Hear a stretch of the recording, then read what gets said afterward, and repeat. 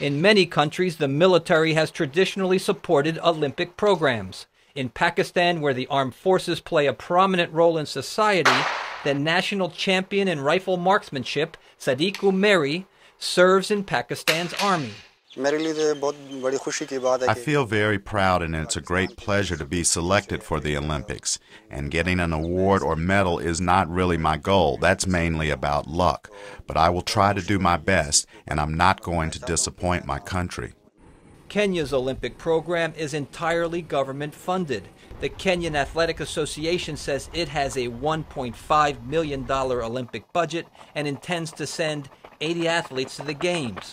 One of its best hopes for an Olympic medal is Robert Cheruyot, a four-time winner of the Boston Marathon. When I run, I can hear my mind the national anthem of Kenya. When I am running, when I'm sometimes training, I can hear the national anthem of Kenya. But while Cheruyot is proud to represent his country, he says he has not yet received any government funds.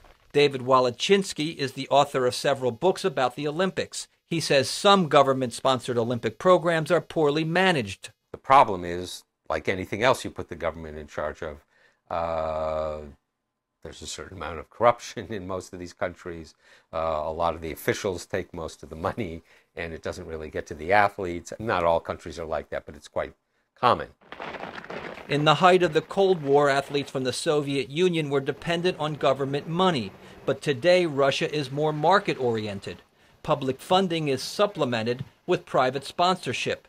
But Russian Olympic cyclist Sergey Rubin says sponsors are only interested in sports that are popular on television.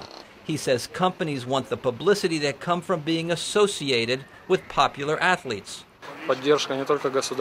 Everybody today is interested in a product, a spectacle that makes for good TV. Unfortunately, many sports don't fit in. They aren't developed or structured to create an interesting TV product. Accordingly, sports that do not get on TV have no sponsors. The United States is one of only 3 countries where Olympic athletes receive no government funding. Instead, the U.S. Olympic Committee relies exclusively on income from the sale of television broadcast rights and from corporate sponsors.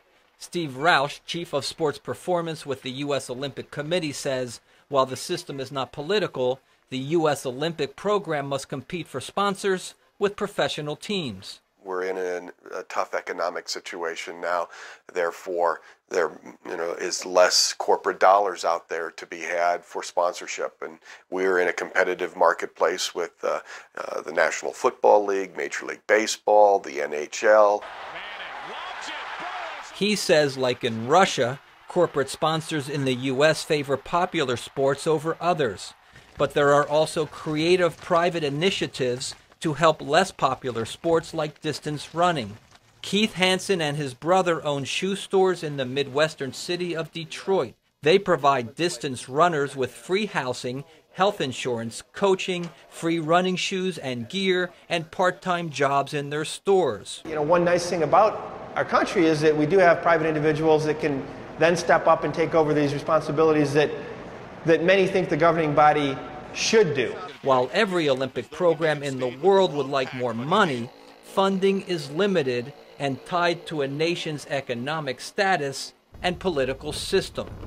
Brian Padden, VOA News.